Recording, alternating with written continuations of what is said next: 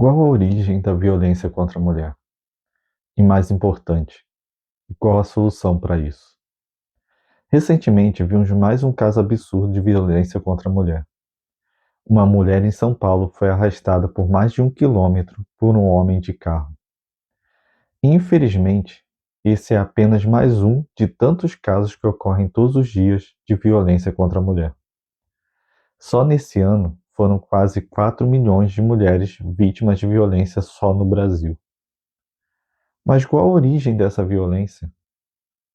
Por que alguns homens acham que podem fazer isso com mulheres?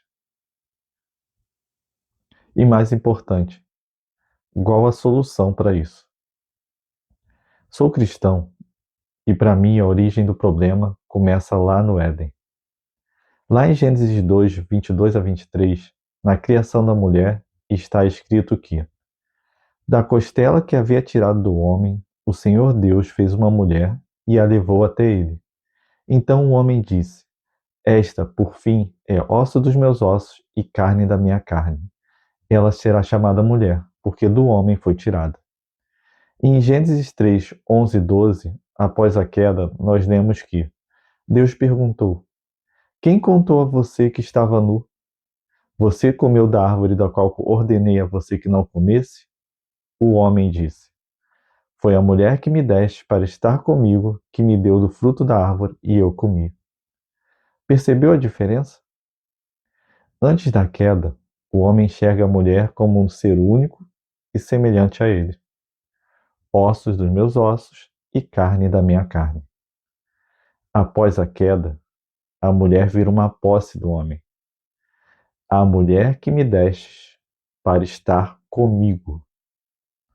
Toda a violência contra a mulher vem desse sentimento de posse.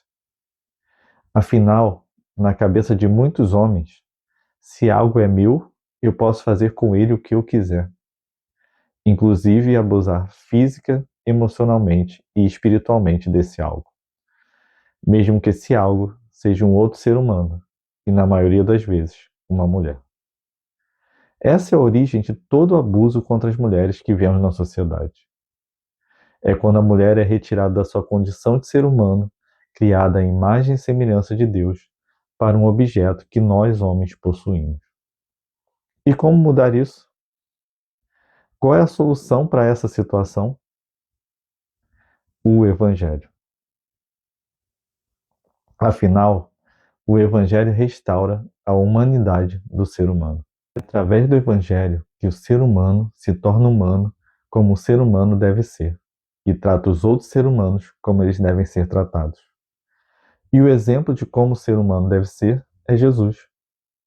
Quando o homem passa a enxergar a mulher como Jesus a enxerga, tudo muda. Não é à toa que Paulo diz que nós homens devemos amar as mulheres como Cristo ama a sua igreja e se entregou por ela. No Evangelho, a mulher deixa de ser uma posse do homem e volta a ser um ser humano semelhante a ele e que deve ser amado. É no Evangelho que o homem descobre que ele deve servir a mulher como Cristo serve a sua igreja. É no Evangelho que o homem descreve que o amor é um convite e nunca uma imposição. É no Evangelho que o homem descobre que amar é dar liberdade ao outro, inclusive para ser rejeitado por ele. É no Evangelho que o homem descobre que amar é se doar sem esperar nada em troca. É no Evangelho que o homem descobre que amar é estar disposto a dar sua própria vida pela mulher e não acabar com a vida dela por causa de suas motivações egoístas. É assim que Deus espera que nós homens tratemos todas as mulheres. E só se nós homens começarmos a agir assim, que iremos acabar com o feminicídio, o machismo, o assédio, a desigualdade de gênero e tantos outros absurdos que vemos as mulheres sofrendo na sociedade, provocada por nós homens. E não é mimimi. É a dura realidade que elas enfrentam todos os dias.